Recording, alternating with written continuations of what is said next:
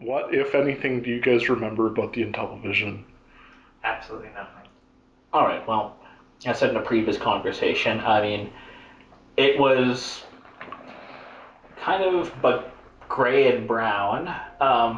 Its controllers were connected by those like thick wires you associate with like old telephones, and the controls themselves were somewhat unique in comparison to, let's say, Atari controllers. And that it was more like a touchpad with digits like 1 through 9, and I think a dial on it in addition to a couple maybe some other buttons. But the way that the Intellivision games worked, or where they wanted to work, is that packaged with a game, they'd have a card or maybe 1 or 2 cards with it, which you could use to overlay the buttons to provide context for what the buttons would do for a certain game. Now, I was much too small to really get really into that, but I think I had a basic understanding of why they were the way they were. But insofar as I don't remember running the games for it, because I was like 5, 6 at the time, a bit beyond my rudimentary understanding at the time. Yeah, when we got the Wii or the NES. Yeah, but as far as the timing was, I can't understand the context of us getting the Intellivision. I think it was probably just like a bargain we got, because once again we must have gotten that in like, I don't know, 96, 97. So it would have been like 10 years old at that point. So yeah, it probably wouldn't have been like a collector's piece, as it were. Yeah, the Intellivision was a holdover from mom and dad's reign. Can you remember like what the sort of impetus reason for getting it was? I think just to entertain us. I'm sorry that you don't remember some of the games, John, but some of them were quite memorable, like Snafu Yeah, and yeah. Astro Smash. Again, it does sound like you guys enjoyed it a lot, but I think I was just probably in the way at that point in my life. I don't think we beat any of the games. Yeah, no, again, I would have been a toddler, so. Hmm. And then I was going to ask you guys about the NES. First of all, did we beat any NES games besides Mario? Well, I beat Mario 2 because we had the strategy guide for it. Hmm. Let's see. No, didn't beat any of them. But now that you mentioned the NES, there's one game that in particular I remember now, like vaguely. It was like some sort of like space racing game or something with like cannons, different like vehicles. Oh, I know what you're talking about, but I can't remember the But name. yeah, just like sort of vague recollection, like stats and like. I'm not sure what would be qualified as like a roguelike, but I don't know, just maybe I saw an image of it, it would jog some memories. But no, insofar as the NES, we got it maybe like a year after the Intellivision, or a year and a half. Hmm. And then we got some games from Toronto. Yeah, but our first batch of games, I believe, we had Super Mario Bros. Duck Hunt tie-in. We had Super Mario Bros. 3. We had Metroid, almost certainly. Hmm. Blades of Steel and Ice Hockey. Am I missing something? I know we got Gauntlet at one point, but Yeah, we didn't do very good with it. All I can say is Metroid, I think, is the first thing I recall seeing you guys playing. Or at least that I can remember seeing you guys playing. Yeah, at some point we had a zapper. I think the Zapper came with it, and that's why we were able to do it. Oh yeah, that reminds me of what the other games were. We also had Hogan Valley and Dirty Harry. Right.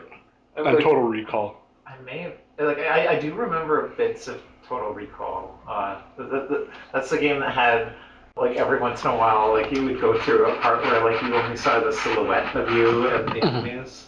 Yeah. Was that supposed to be like the scanner or? That could be. I don't know. I don't remember. I just remember it happened more than once. Anyway, it was a fairly difficult game, as like many of the NES games were. Teenage Mutant Ninja Turtles was another big one. Oh yeah. I guess we had the two of those games, right? What was your favorite NES game? Probably Mario 2 or 3.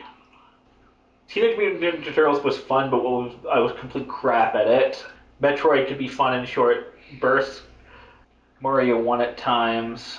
I didn't really like Dirty Harry. Hmm. But as you say, after a trip to Toronto, we got another batch of games. That's where we got Super Mario Bros. 2, the wrestling game. Not Shaq Fu. Not Shaq Fu, no. I know. There could have been a couple other ones, but again, my memory is a bit spotty on the point. Sean, do you remember any games from the NES? As I said, like again, the only one like I know I've seen Shaq Fu, but it wasn't from my childhood. Okay, yeah, that was for the Genesis, I think. I think I'd seen that when we were at Aunt Joan's and Uncle Glenn's cabin. But as a side tangent, while we had the NES, we had some friends like the Halls and the Smiths who had an SNES, right? Yeah.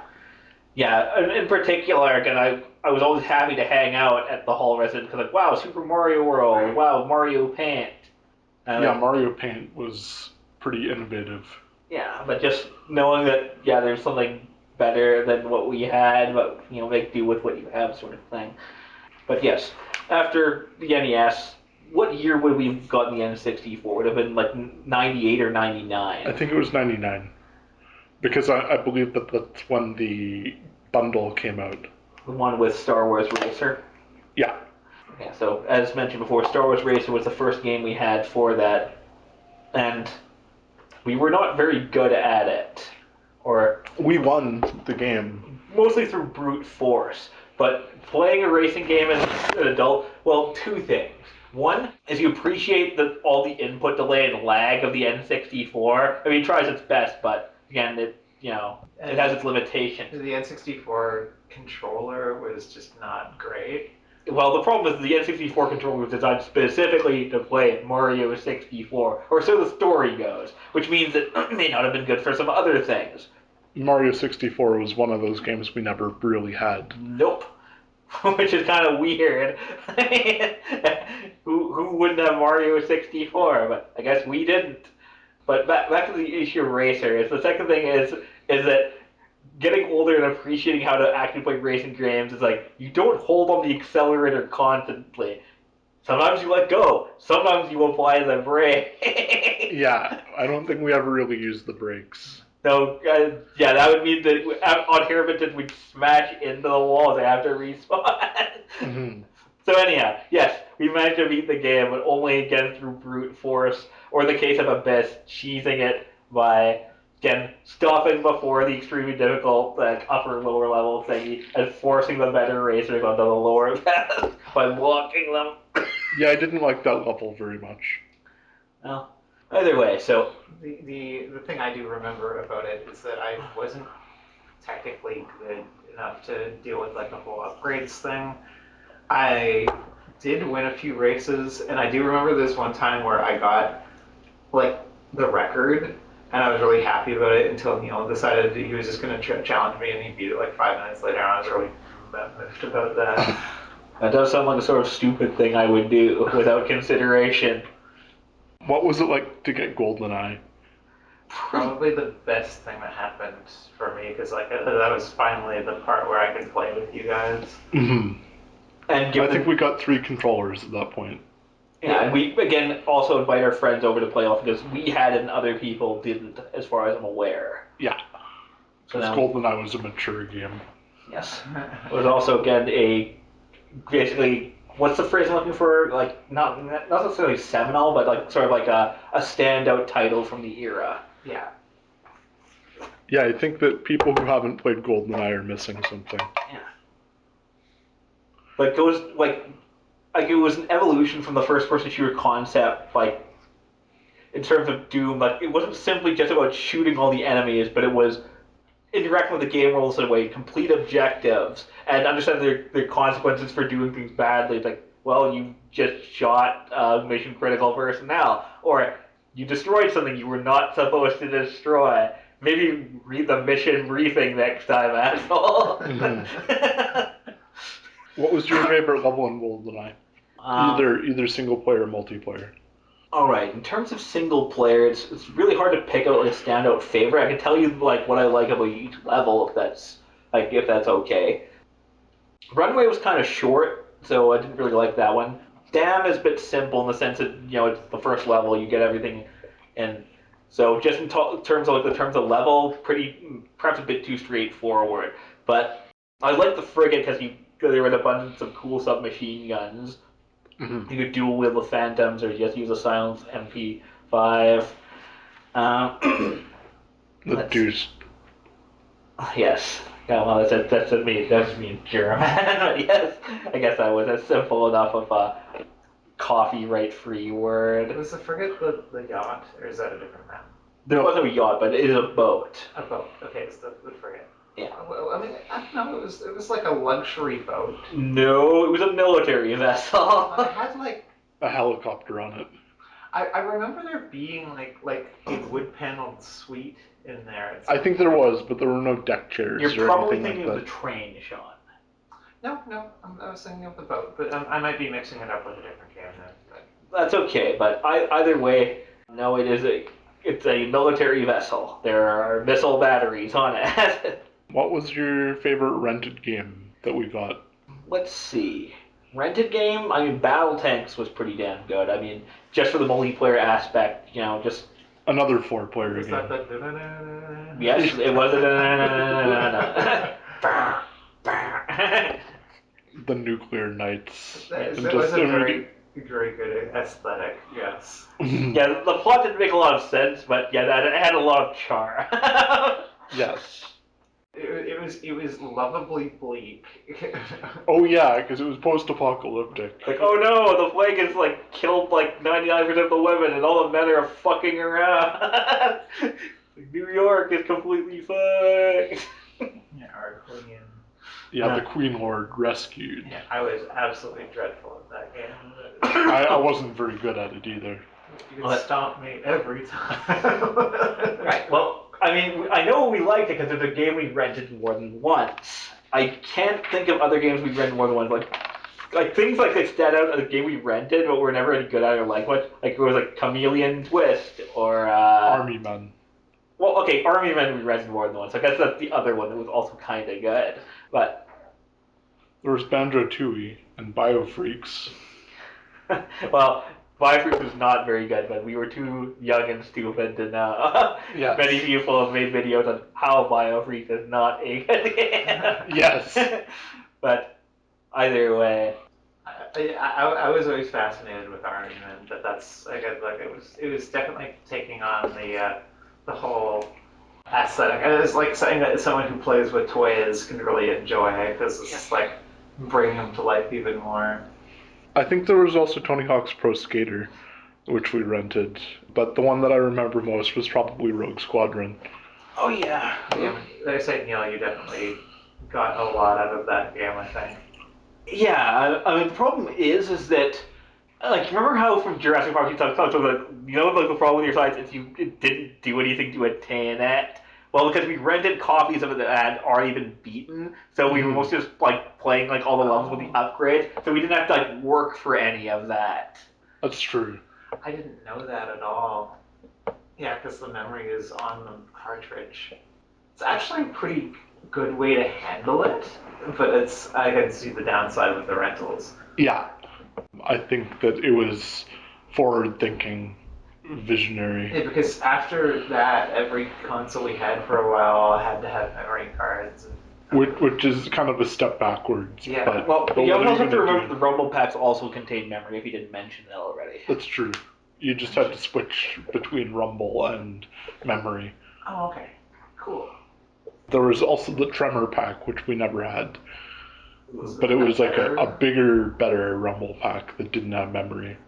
Interesting. Sorry, just glance at this for one. Mario Party was also pretty good. I guess we rented or borrowed several copies of that. Like, I know... I played it at parties. I think the first one we played was Mario Party 2, then 3, then 1. I have a question. What? It's how long do we only have 3 controllers for? A long time. Because, like, again, I think that would explain why there's a lot of these games that you guys are talking about that, like, I never remember playing. It's because I was probably the fourth wheel, the third wheel. Yeah. I was just like, nah, it's gonna be Kevin. Because we got a third-party controller for number 3, I think. I distinctly remember the part, like the clear plastic controller we had for a while. That was like a stumpy one. And it had Mad Cats installed, but it also started malfunctioning after a while, so we couldn't use it. But back to like the more core topic. So we got Racer, then we got GoldenEye, And I'm 95% certain that the third game we got was Pokemon Snap as a Christmas present because I know because it was we got the same year that I broke my foot. Mm-hmm. Pokemon Snap was a pretty short game, but it was good. Oh yeah, just well designed. Has a perfect. We got a perfect picture of you. 1,000 points. Okay. Or 10,000, I think. But either way, it was the highest score you could possibly get. We worked at it until we got it. We also had like a pretty rad one with Zapdos, I think, was worth a lot, and several of the Pikachus. But yeah, the Gyarados, I remember watching someone excruciate over getting the picture of it. Because you had to do some specific thing. You had to get Magikarp to evolve, I think. So you had to knock it a certain way. Knock it into... And then there was Perfect Dark for the N64. Yes, which we all remember very fondly. I think I played that one the most. Yeah, well, again, it's a GoldenEye, but better, except for the frame rates. Yeah, I think I did prefer the remastered version for the Xbox 360. Well, because yeah, it dealt with the frame rates. But either way, just innovative. You've got to deal with objectives. You have creative weapons with variety of functionality, various nuance. I was years off the fact because I was like, wait, some guards are left-handed. Mm-hmm. Because they wield their weapons with that hand or favor that side. Also funny that one particular glitch is if you have them pulling out a grenade and you interrupt them, they'll dual wield the grenade and an assault rifle. So just stick their hands in front of themselves to shoot. They saw Rebel one-handed from that point on. I remember Jason that. Bourne style. It's just like, I have no time to think about this. Yeah. Like I'm picking up the gun upside down. I do remember one of the favorite things I like thinking about Perfect Dark was that it was sadly my favorite of the multiplayer maps was also one that would crash. The warehouse. Yeah, the warehouse. And I was just probably because it's so damn big, it's more like, oh fuck, I can't deal with it. Yeah, and I was just like, I want to play it, but you're just like, no, it's just gonna crash it. Especially when you drop some N-bombs. Yeah, N-bombs. Or proximity pinballs or other such nonsense. But things that have a lot of effects, yeah. And then we had Majora's Mask. Yes. Which I think we had before we played Ocarina of Time. Yes. But what I remember with Majora's Mask is the front panel on the cartridge was fuzzy. Well, it was one of the holographics, wasn't it? Yes. So I just remember running my thumbnail over like yeah. No. But one of my favorite memories of Majora's Mask is because when Kevin was playing through it the first time, we all started watching, and he got to the Ikana fortress, and he's fighting the skeletons, and the curtains draw in to stop the light from coming in, and Kevin's like, man, how do I fight you guys? And I'm like, try firing a fire at the curtains. Like, come on, Neil, that would never work. Try it. It's like, oh, that did work. It's like, I was thinking that, well, I mean, the cutscene specifically showed the curtains being drawn in, so clearly you have to do something with the curtains. There's no buttons in the room, so, use what you have at your disposal. I also had one of those moments. I can't remember who it was who was playing, but again, it was one of those boss rooms that he enters, there's nothing there. He's like, I don't know what to do, and I was just like, did you try looking up? Yeah, and then this little one that falls to the ceiling. I think that was a spider. No, it was a goopy thing. The eye, surrounded by all the things. And that's also one of the bosses where early in the game, it's like, man, I can't wait to get rid of the Deku. This thing sucks. But that's one boss where the Deku form is actually the best thing you can use. You can run quickly and attack it all around you so you can knock all of the, jelly bits off of it. We kept playing the N64 after getting a PS2. Well, because there were good games for it. Oh yeah, I was going to ask how you think the late N64 games compared to the early PS2 games. Well, I mean, I can't really remember which games we had first for the PlayStation 2 anyways. Well, as mentioned, again, Unreal Tournament was the first game we got for it. And then I think the second was the Jam Pack. Yeah. Then sometime after that, Kessen. But yeah, those things not really filling the same kind of roles of other games that we already had for the N64. Because it was only 2-player on on PS2. Yeah, we could get like a multi-tap, which we did eventually, but really there weren't a lot of like big multiplayer games for the PS2 until much later in its lifespan. But yeah, so if we wanted to like play a 4-player game, we'd be playing on the N64 with either GoldenEye or Perfect Dark, whatever game we're renting for that purpose, maybe Mario Party or something. But the PS2 was just better for like single-player stuff. No, but just to go back to talk about the N64 again, if I could just touch upon it briefly. Oh, yeah. As I said, we got it sometime around 99, I think, and basically was our main console for about 2 years.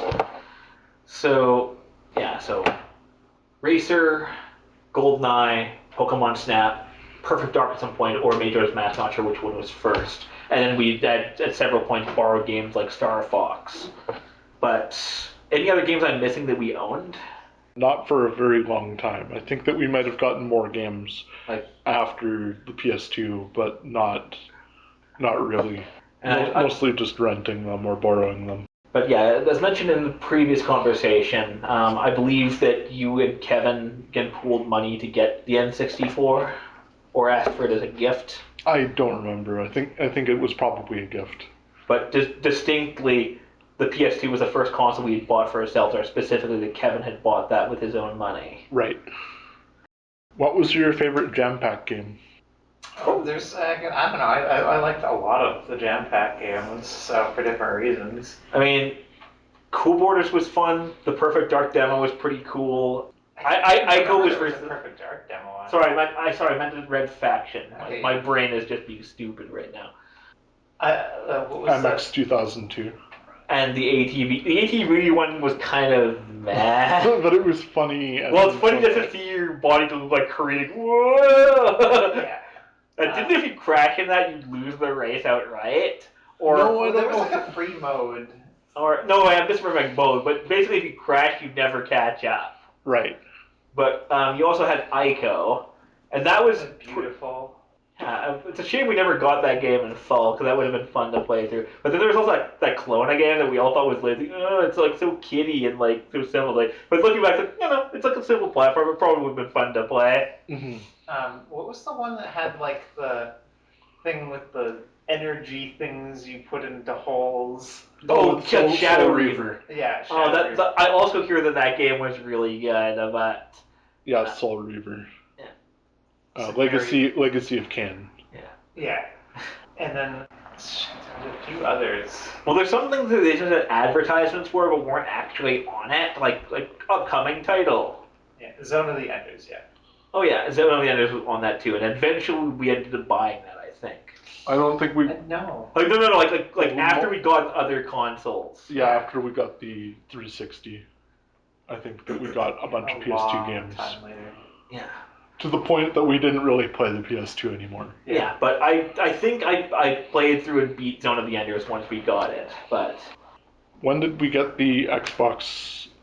We got the GameCube first. Because basically, after a trip to Toronto where they had Smash Bros, like we want that, we definitely want that. Mm-hmm. So yeah, we got the GameCube, at least 2 controllers, I think.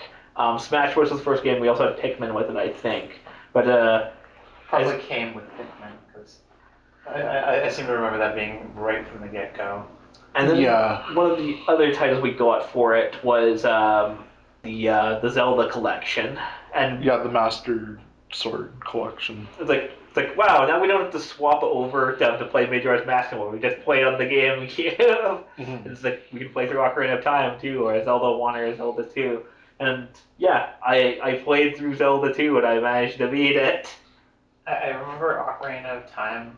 One of my favorite bits, and I can't remember when we first played it, but I think it was Julian or maybe it was Jacob, but we couldn't find the Zora entrance to the Zora not temple, but the conclave. They're like, it's right there, and it was just like we didn't think you could walk through that water, and it was just like a lo-fi dark spot in the wall. I Well, was like, see, that's the entrance. the funny thing is, Sean, is that you're actually supposed to go to a pedestal in front of the waterfall, play Zelda's Lullaby, then it opens up. But if you've never been there before, to do that, you wouldn't think to do that. So if they didn't think to look behind the waterfall, then because they didn't have the experience of looking for the pedestal, because I think Impa gives you instructions on how to do it. Oh, maybe I'm thinking of Majora's Mask then, because That is a bit more obscure because it's like this sort of reef onto itself, but Yeah. the entrance isn't on the surface. You have to dive underwater to get in. maybe I just remember it like once they pointed it out, it was like so obvious, and I was like, Jesus, okay.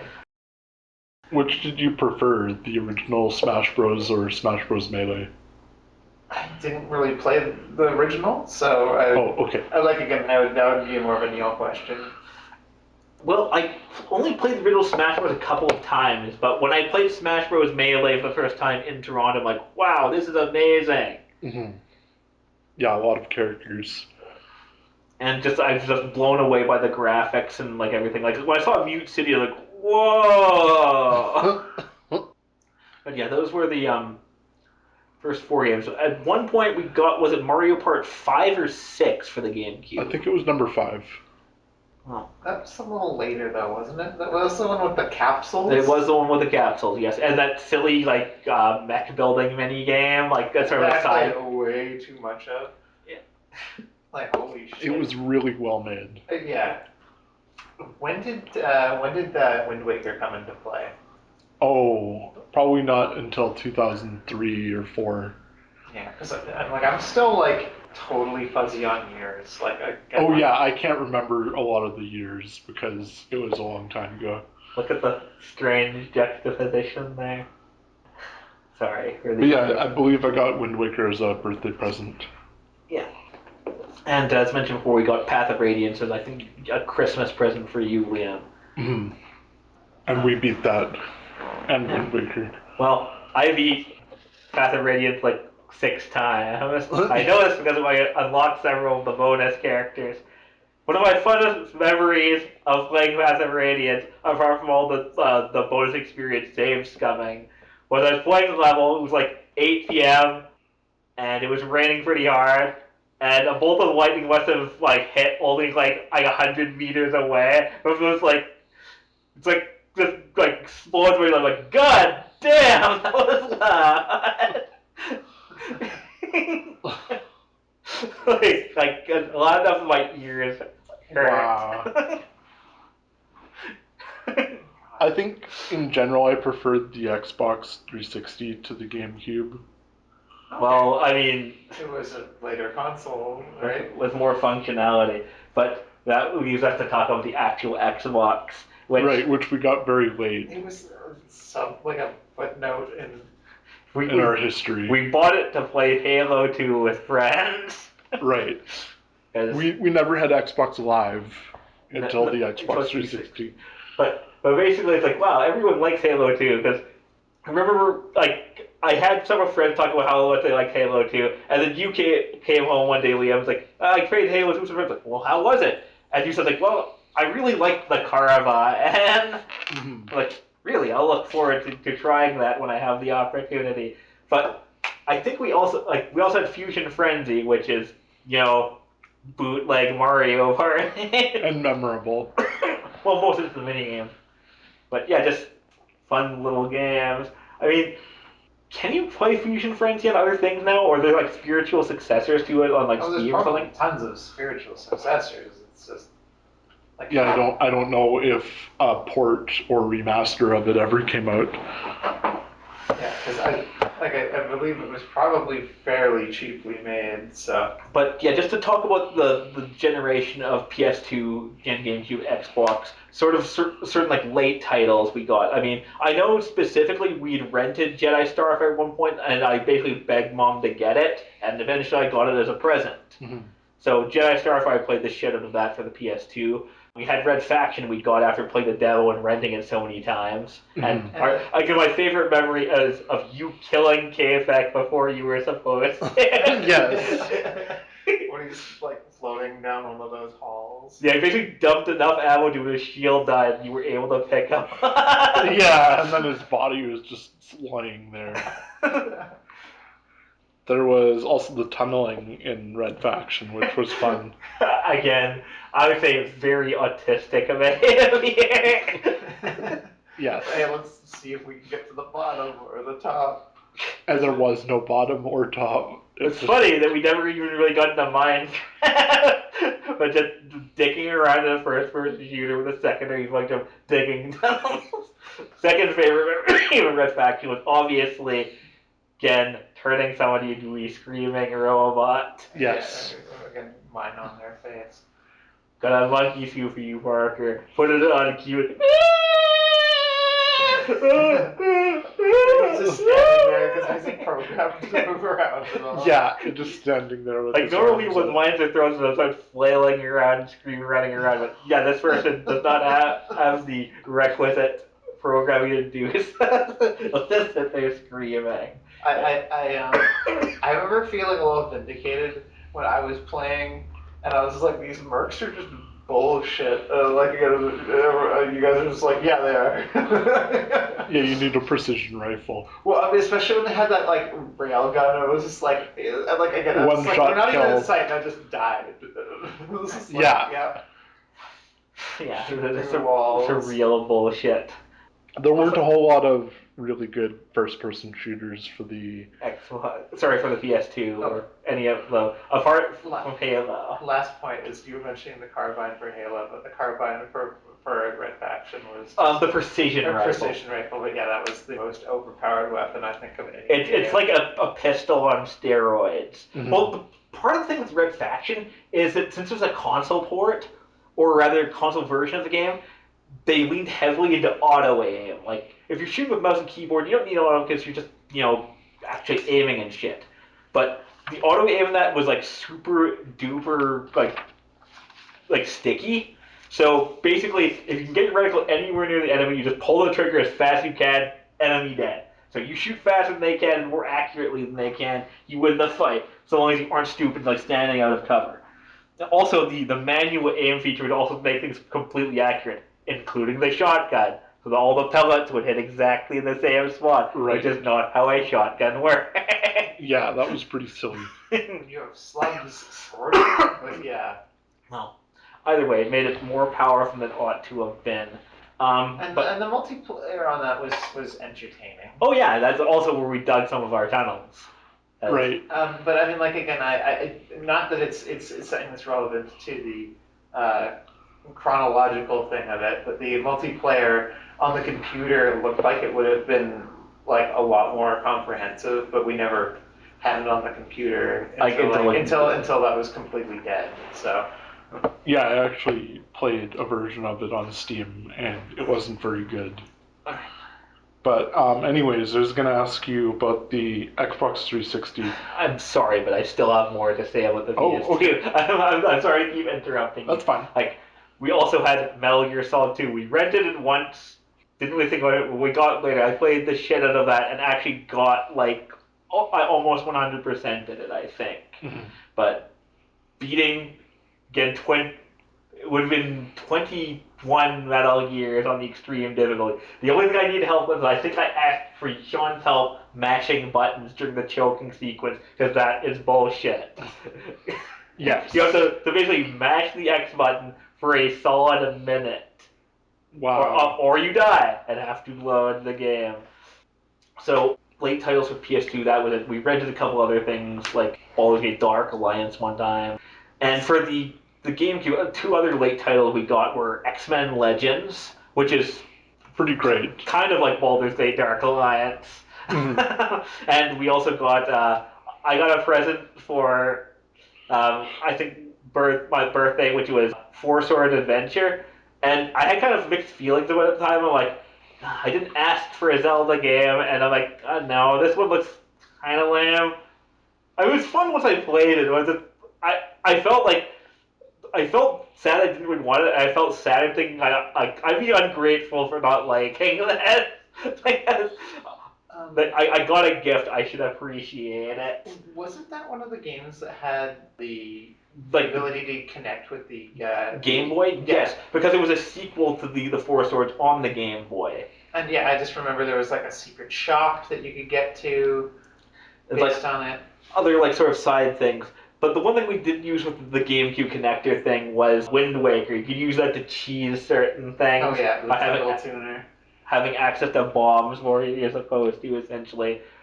But all right. I made me feel kind of sad for the people who didn't have that, because like the tingle tuner was like the only thing you ever really got from Tingle that was worth anything. Couldn't you buy items? Yeah, you could buy items on the spot. There was like literally like you could use it while you were flying to give yourself more mana. It was just like it was really overpowered. That's pretty cool. I did want to say for the PlayStation 2 was Gadget Racers was one of those. Oh yeah, that's Right. one of the things we rented more than once. Okay, not necessarily a good game, but it was. Definitely one of those games I probably played a little too much of. Couldn't you modify your... Oh yeah. Again, it was one of those games where I started actually getting into the intricacies of like trying different things out, and like again towards the end of the game, like the final cup, like the best way to beat it was to have Angel tires and Devil tires, which were like Angel tires were like the best asphalt, and the Devil tires were like the best dirt tires, Mm-hmm. and like absolutely trash at the opposite. But like again, if you remembered, like again, okay, now I need to switch my tires for the next race because I'll need them. Yeah. And there was like different flying components and whatnot you could put, but like it was way ahead of its time. Like Gadget Racers, like a lot of the things in it were things you only saw in like the latest version of Mario Kart. Right. Like Yeah, customization. Yeah, and like again, like you'll want this for this kind of situation if you're playing this kind of map. Of course, with Mario Kart, you could only pick a cart and then do your cup. In Gadget Racers, you could make modifications between the races. Oh, okay.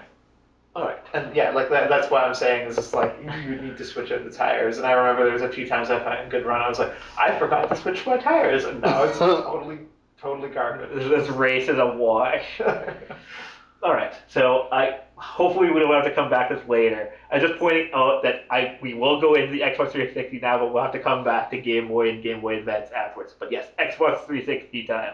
Okay, so what was our first game for the Xbox 360? Might have been Halo 3.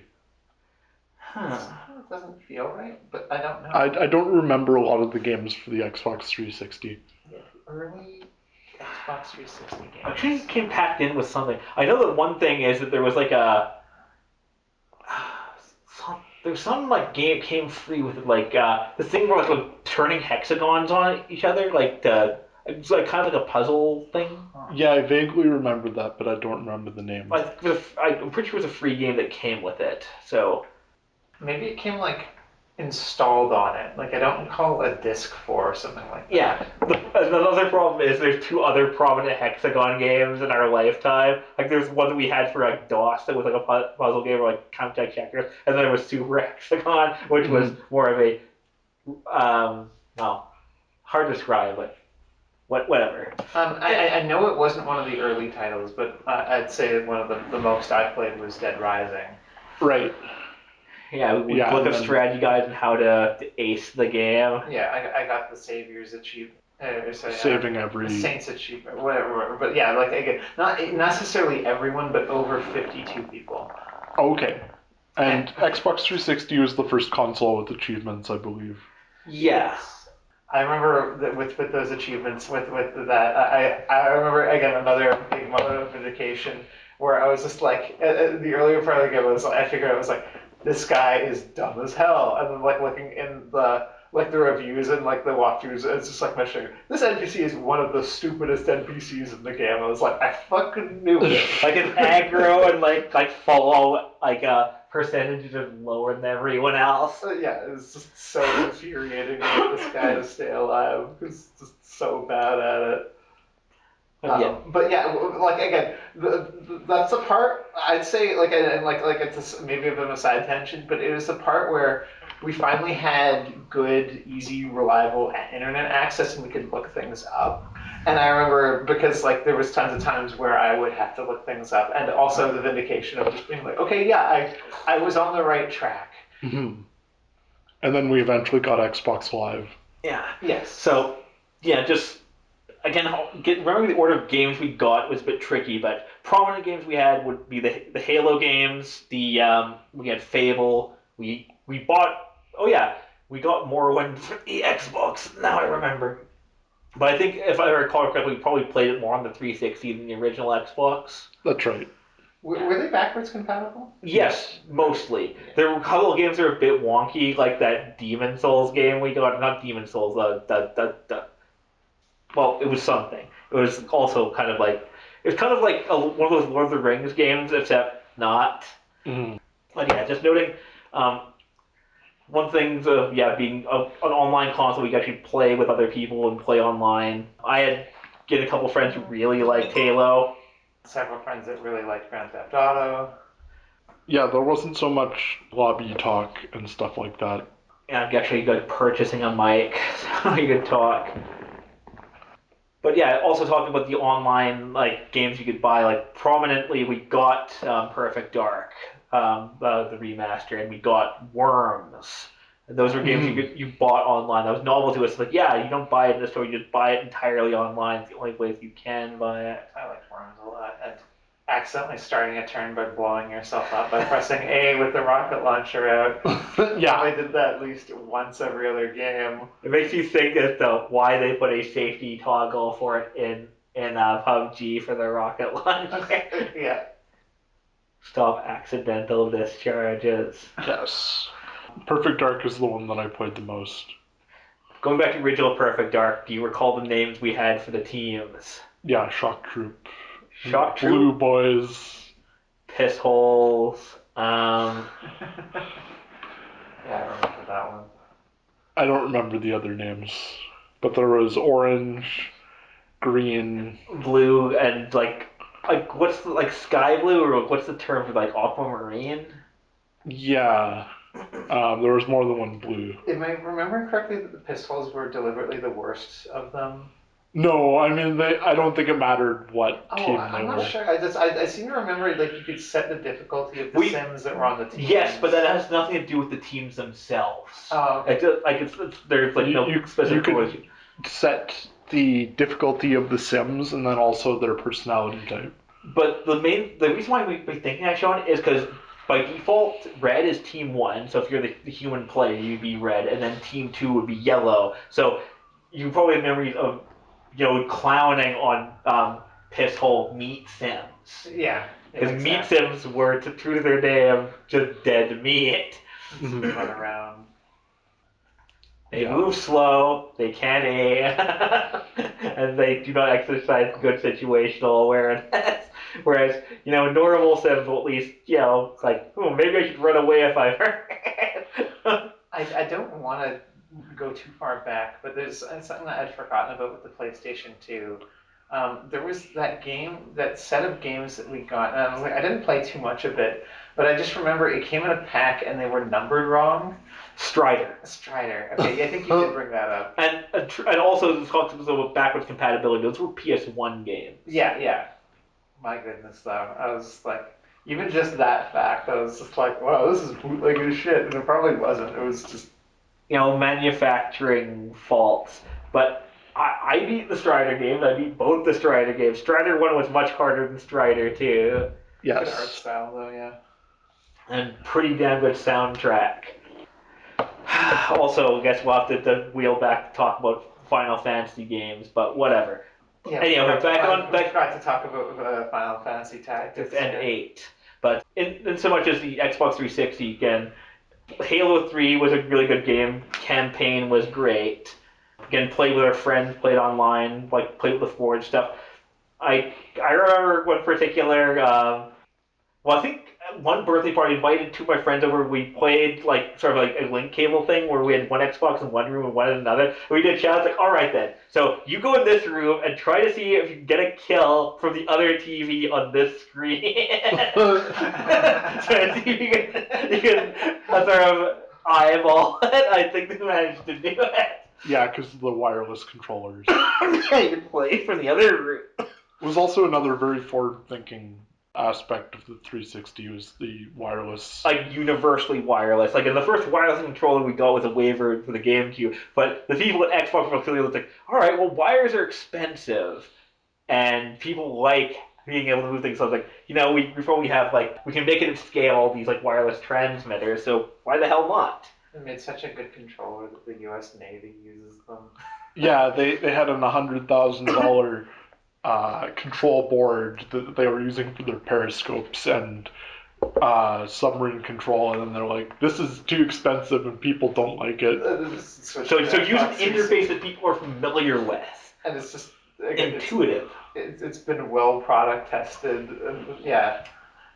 Durable, few points of failure, that sort of thing. I think the 360 controller is probably my favorite controller. And the derivatives of it. Yeah, but I mean, again, it introduced the concept of a throttle. Again, having a button that you could actually not analog.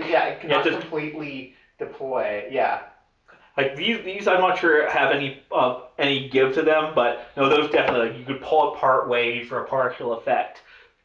And yeah, I just remember Grand Theft Auto, that was a game changer because especially flying. But I don't necessarily just need on off with I need some nuance to be able to make a helicopter hover the right height. Okay, but not to kind of discount the quality of the Xbox 360 controller, but I wouldn't say that was unique to it or even the first one that did it. Because in particular, in Metal Gear Solid 2 for the PS2, maybe not the triggers, but definitely the buttons, if you press them a certain way, if you, for example, you have the assault rifles. If you lightly held the button down, you could activate the laser, but if you held down the button hard, it would fire a stream of bullets. Okay, but that's a 2-tier, so I'm not saying so not quite the same extent as what you're describing. Is instead of stages 1, 2, and 3, it's more like stages 1 through 20. Yeah, probably, yeah. All right, but insofar as Halo went, wow, Halo 3 was great. So then they announced the Halo 3 ODST. So that was a day one purchase for me because it came with both the added campaign and I think a disc with the added map, so you wouldn't have to purchase all the map DLC. Mm-hmm. And it could also run as a standalone Halo 3 multiplayer client. I would say that I really enjoyed watching you play that. It's one of those games where I don't necessarily enjoy playing it as much as I like watching other people play it, but I do remember with the other Halos and I remember you explaining to me that it was just the other games didn't have all that much city, and it made me sad because it was just I felt like that was the best part, and then of course they make a game that's basically all city. Oops, all city. Yes, and not to go back to the PS2, but Grand Theft Auto games were game changing.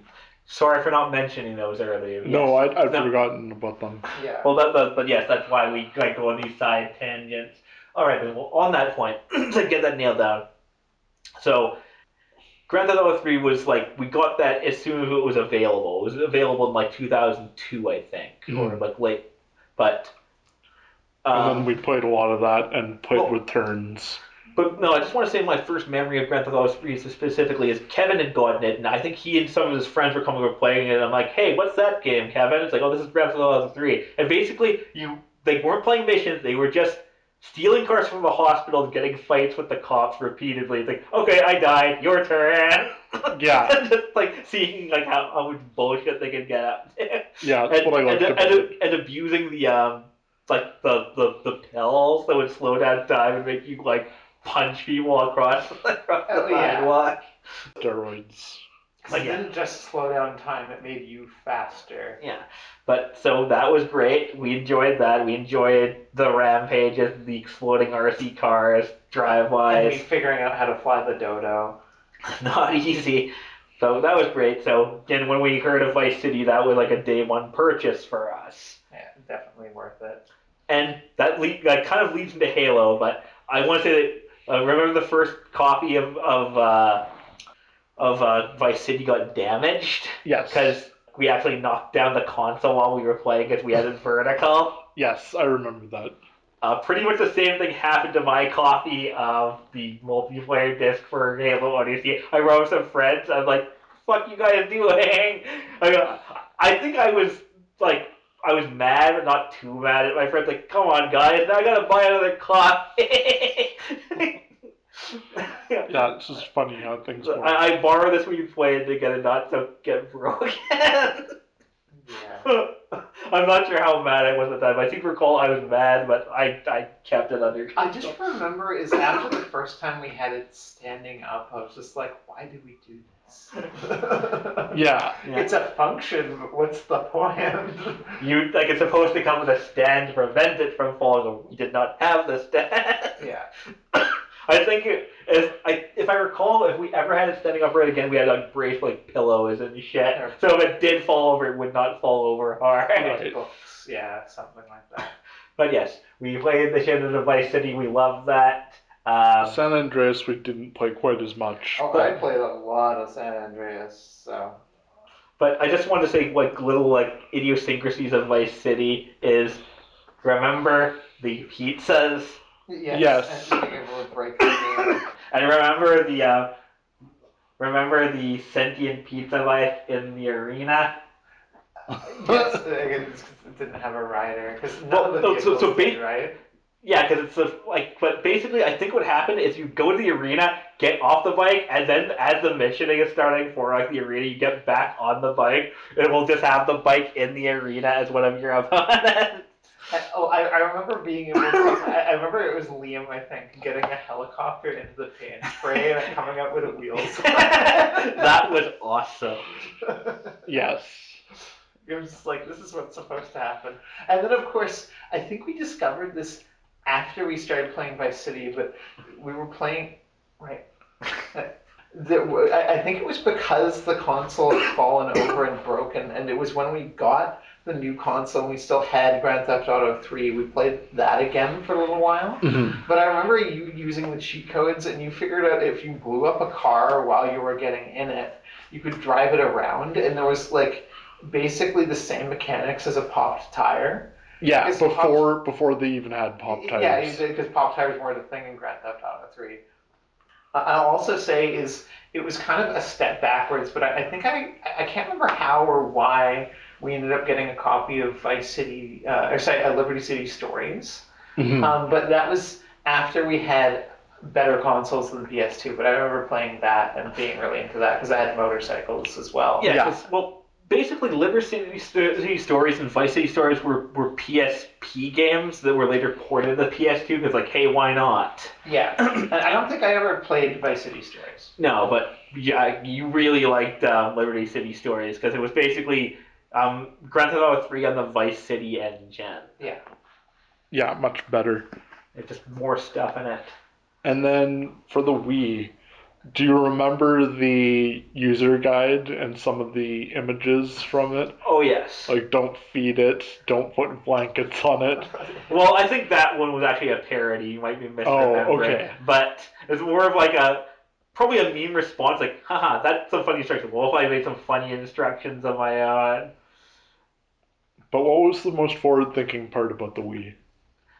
Let's see. I mean, like, design-wise? Or with the games? Okay, so one of the things that you really appreciated with it was the fact they had like the virtual console. They were really leaning back into their back catalog. The fact it was also back compatible with GameCube games was also a really big thing. But in so much as the Wii was concerned, again, I just want to point out that was the first console that I bought. Yeah. And just want to note for the record, we never bought a PS3 because just never saw the point. Like, there weren't any games that we wanted. Like, okay, so, like, there's some Final Fantasy games, there's, like, Metal Gear Solid 4, but, like, no, everything we want is on the Xbox, and anything isn't is on the Wii, so, no point. Mm-hmm. And that's also probably why the point we also had powerful enough computers, we just played whatever games we wanted in that instead. But yeah, I think that was still before Steam was really a thing. It was just coming into its element at that point, but, okay. The Wii was, like, 2007, so, like, Steam as a multi-platform, like, store platform was, like, basically, well, let's see. I'm trying to like make sure my memory is right because Team Fortress 2 was that 2007 or 2008? It was around that time. But that's about the time where yes they'd start selling lots of things on Steam. So, but but it's not just Steam; it's just having access to computers that could do stuff. But okay, so let's take a step back to the 360 for a moment. So we got Halo 3. I got Halo ODST, and then after that I got Halo Reach. But that was kind of at the end of the cycle, and you guys weren't interested in Reach as the other thing. But other good games we had for the 360 because there were good ones. We had Fable. Yeah, you mentioned Fable. Come on, there had to have been other ones. We rented some stuff too. Like there was Dead Rising you already mentioned. Because we had a lot of games for it. We didn't really get into Gears of War. We played that once or twice. Like I borrowed it from friends, I think. Right. I'm sorry, I'm blanking so hard on that. Yeah, because a lot of the games we got were towards the end of its cycle. And we had so many all at the same time, and it didn't really again because up until that point, it was we'd have maybe a new game every 3-4 months or something like that. So you'd have 3-4 months where it's just the new game was this, and so you'd play that.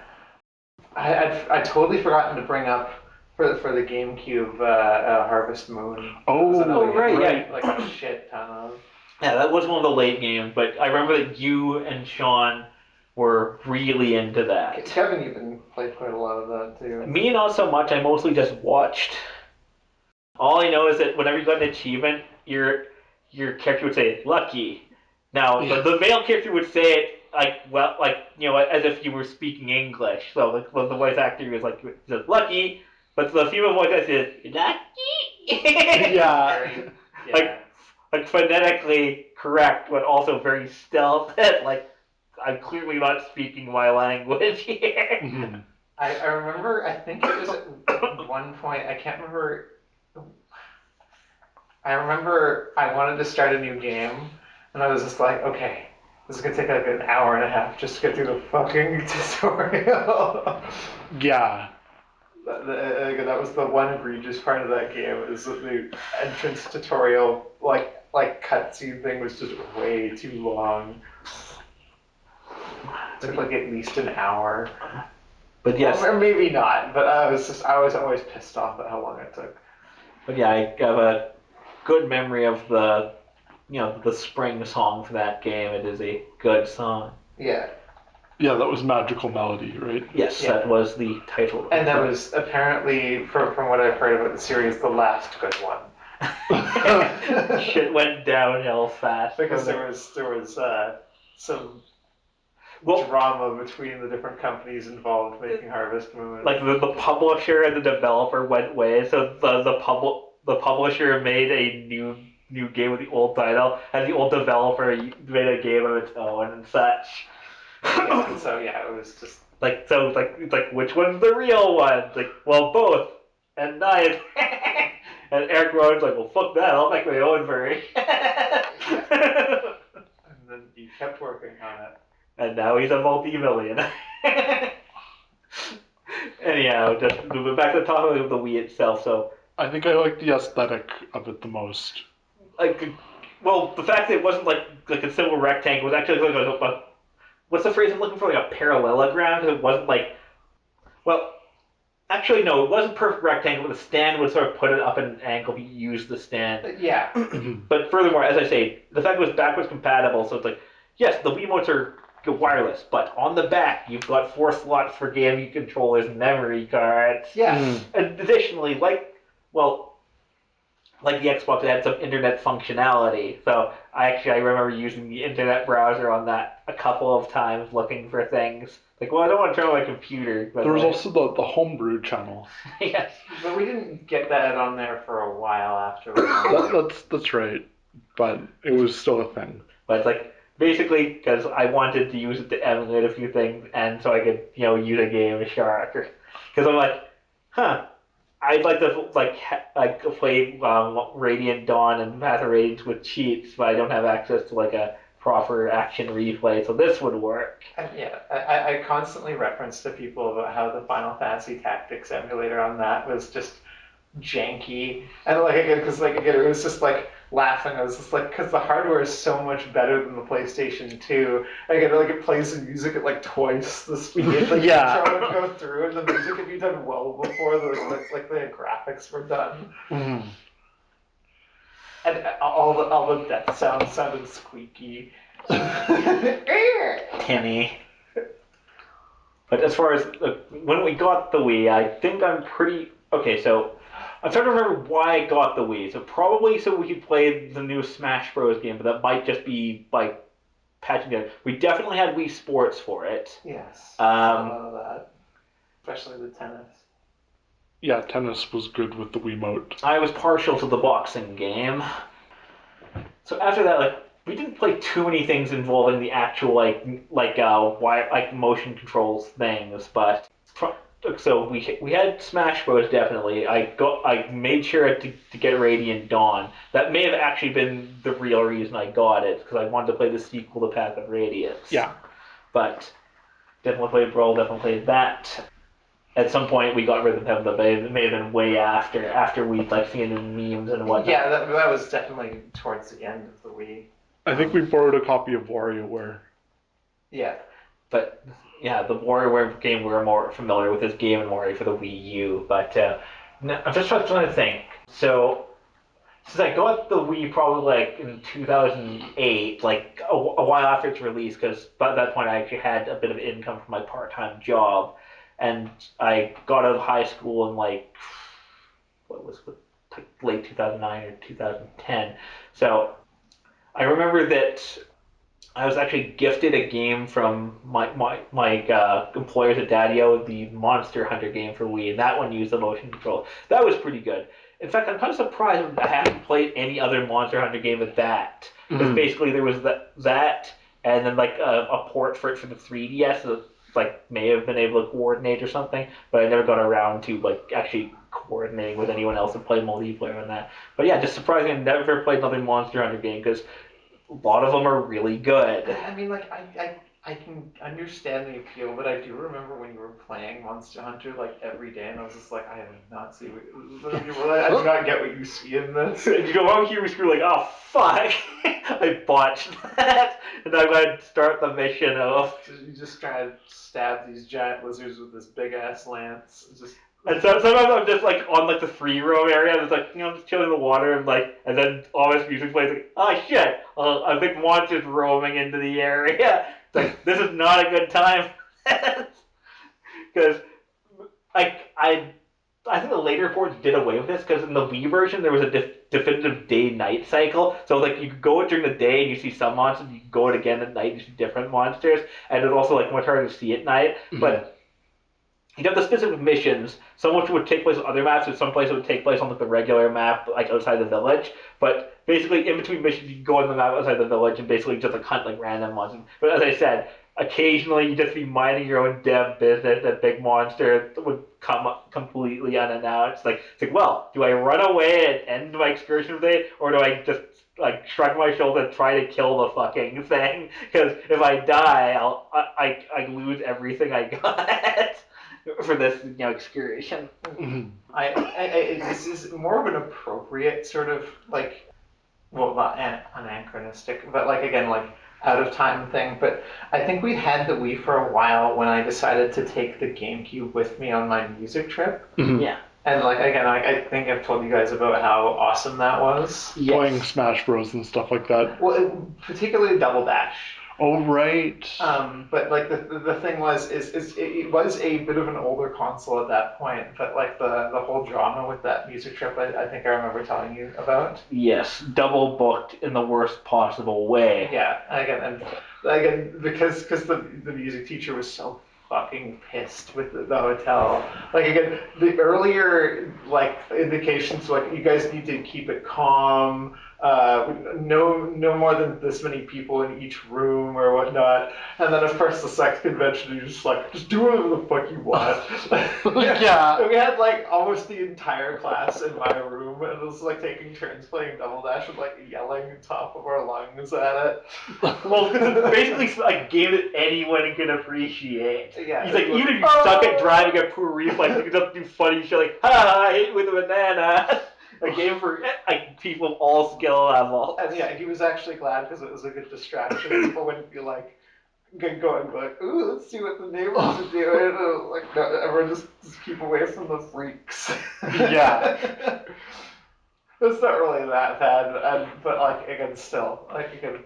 It's not their fault. They paid for a ticket like everyone else. It's the travel agencies fuck up for double booking things that absolutely cannot be double booked with one another. It's like It's not hotel managers' position on it as like their customers too. Not a very good look. And he probably wasn't happy about it, but like again, it's just sort of I don't know. Yeah, not a good look. Yeah. But not your fault. But yes, that was amazing. But yes, thank you for bringing it up because I totally forgot to mention the Mario Kart games, both for GameCube and for.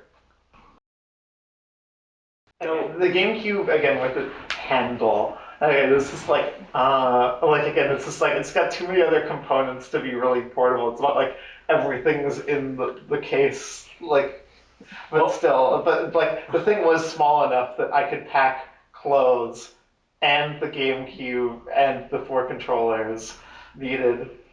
Mm-hmm. Well, I always thought that the GameCube could be used in impromptu bloodshed with that It'd hand. be absolutely dreadful for it because it was mostly plastic. Yeah, it would fall apart, but that's okay. It would last one hit. I think at least 3. Not like the first hit would completely ruin it. I don't remember a lot about the Wii U, but we definitely had one. We'll get to that as soon as we're done talking about the Xbox and the Wii. But yeah, since we talked about Double Dash, again, we played that pretty thoroughly. Yeah, I think that was the first game I bought, and like I remember I wanted it for Christmas the previous year, and I didn't get it. I was really sad about that. But that's a game we basically 100%ed because we got every like character in every card and whatnot. Mirror mode. Yeah.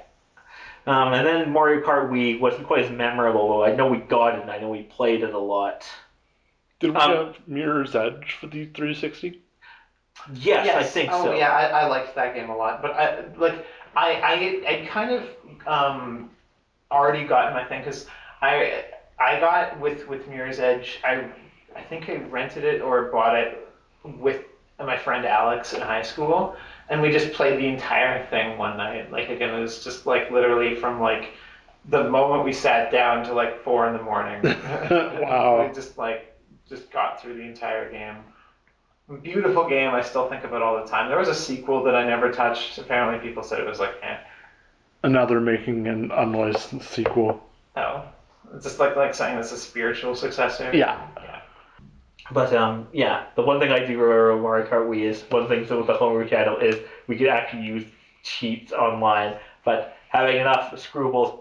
Hell no, we're not going to use the cheat to win the race. We're just using the race to make the race interesting for the other races. Like all stars going backwards, running and or dropping a shitload of bananas. Because there were no moderators, so nobody. Occasionally, it'd just be like, yeah, you just get instantly disconnected. Like it's probably someone checked and like, yeah, you're fucking cheating. But basically, if you spam enough things, you could also crash the game for everyone. That's right. But so that's why. No, you have to be a bit more careful with that. So you had other things to say about the Wii. The Wii U. Oh, right, the Wii U. I just remember when you guys got that. Like again, I remember like I was surprised. Like, what is that? And you're like, it's the Wii U. I was like, oh, it's the sequel to the Wii. Yeah. Well, I'm not sure if because we were living separately at that point. Yeah, but basically that's another console I got because I'm like, I want to play the new Smash Bros. Game that's coming out, and I think it came with Nintendo World and Nintendo World and 3D World. We played 3D World a couple of times, but never really got into it. But it was still a really nice game. It's one of the things where I got the remake on the Switch when I could, but. Now the big thing about the Wii U was Game and Wario because we always played that together. I think you first played it with a couple of your friends, Liam, and like, wow, that looks really good. We should totally get that. Yeah, because just a good party game you could play with like 5 people because there was like that game with find like the hidden thief. And then there was like the pictogram game, And then Mhm. the throwing the block. the The Francs. Francs, yeah. Mhm. I like the yellow Franc. We just kept calling them Messinaz. That's what it is. Fucked up, man. Yeah, but like I loved the like the hide game. I couldn't figure out why I was so bad at it. Like I don't know. I was just like I always got discovered, and I thought I was doing such a great job of like mimicking the NPCs. Mhm. So yeah, I was just But there's little telltales. Yeah. And one particular pictogram thing where I was amazed I was able to do it because the prompt was the scream, like the painting the scream. Oh. Like it's so like basically because the game runs for like as many like things as you can get done in like 3 minutes or something. So like do this and then this. And so if you can get the picture done fast and people answer faster, you can get more done. But once you get like first it's something like dog or house, but it asks for more and more specific and esoteric things. After like the seventh or eighth thing it asked me for the scream, like wow, I actually know that painting. I think I can make one of it. So I think it's like quickly like draw a dot, like draw deep sunlight, and then I think somebody was able to get. I think Kevin's like, "Is that the scream?" Like, yes, it is. Yes. I remember there was a few things where I was just like, what the fuck is that? Like I don't even know what that is. Let's get the dictionary out. Mhm. Yeah, the Wii U was less innovative and less aesthetically pleasing than the Wii. But I did like having all the Mii's on the main screen. That was pretty cool. Yeah, there were definitely elements of it that were nice. But wasn't it such a flop that the CEO gave up his salary for the year? I He, think he so. took a pay cut. Yes. People didn't see it as a must buy. Yeah. Yeah, because again, that's the importance of good marketing and like I just it's somewhat apocryphal, but definitely real for some people. That people thought it was just a Wii accessory because they didn't, Mhm. differentiate it enough. That's also why people joke. It's like whenever you see that, why do they call it like the Super Smash Bros. Ultimate game and the Fire Emblem Three Houses game? Why do they specifically phrase it? It's like well, mostly because they're like trademark lawyers are telling them you have to phrase it like this every time in the advertisement. If you don't, you will cause problems. So you have to say it the same way every time, even if it sounds silly or redundant. But as far as consoles go, so I got the Wii U, and once again, uh, use it basically just to play Smash Bros. And a few other things. Don't think we ever got anything like Mario Maker for the Wii U. No. But after that, you got a PS4, Liam. Yeah, I don't even remember many of the games. I think Star Wars Battlefront was yeah. the only one that I can really remember. But you liked it so much, you got a second one so we could play Battlefront together. And that was some of the funnest multiplayer I had. Just coordinating with you on that. Use a backed grenade as soon as you start to get a bunch of points, Yeah. and then jetpack forward. Just what's the phrase like stereotypic whatever. Yeah. Just like memorized behavior. Yeah, doing the same thing pretty much every time because it got you a lot of points. Um, or go on. I just wanted to say it's the last thing I could possibly say about the consoles. Is I don't necessarily have regret about buying the Switch, but like it was just unnecessary, and I feel bad because it was Neil had taken me to Best Buy, and I wasn't really sure why. I think at the time, and he was just like, "Oh, I'm going to buy you a Switch," and then I was so awkward about the idea. I was like, "No, I'll buy it," and then I did, and then I was just like, "Why did I do that?" Because you didn't play any games for it. Not really. Like, kind of got into it. I've been meaning to buy Hand of Fate for the Switch. Hand of Fate. I don't know. It's made by an El Paso fertilizer salesman. Oh, right, No. right, because the card game thing, yes. Yes. It's I played a different. lot of it on Steam, but I know that there's a copy on the Nintendo store. I know I'm surprised at the different things that they've managed to put on the Switch. Like, The Long Dark is on the Switch. I've seen some fairly violent games on the Switch. I can't think of any. Yeah, specific titles. they kind of released their policy on violence. Yeah, they calmed down a little bit on it. So you can play anything. Yeah, the newer consoles, I don't see a lot of point in playing them just because you can play a lot of the games on Steam. Yeah, like I feel like soon it's good to come back to the computer because the computer games. But I wanted to say is I laughed how earlier we were mentioning about like we didn't see the point in getting a PlayStation 3, and I was like I think that was the.